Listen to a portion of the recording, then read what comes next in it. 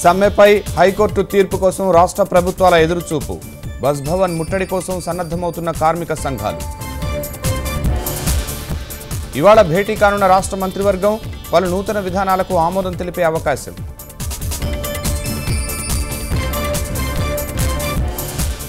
రవాణా శాఖలో కీలక సంస్కరణలకు సర్కారు శ్రీకారం. హై సెక్యూరిటీ ప్లేట్ల ఒప్పందం రద్దు, వాహనాలకు నేరుగా శాశ్వత రిజిస్ట్రేషన్. ఐటీ పరిశ్రమ పనితీరుపై ముఖ్యమంత్రి తీవ్ర అసంతృప్తి.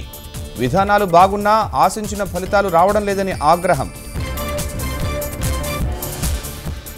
విజయనగరంలో మిరాకిల్ సాఫ్ట్వేర్ సంస్థ మాయాజాలం. ప్రభుత్వ భూముల్లోని వాగులు, గెడ్డలు కబ్జా చేసి నిర్మాణాలు. భూసేకరణ బిల్లు ఆమోదానికి కేంద్రం సరికొత్త వ్యూహం. సంయుక్త సభా సంఘానికి పంపాలని నిర్ణయం.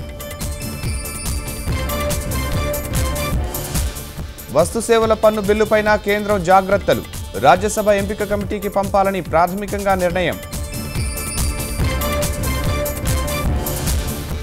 ప్లే ఆఫ్ అవకాశాలు మెరుగుపరుచుకున్న హైదరాబాద్.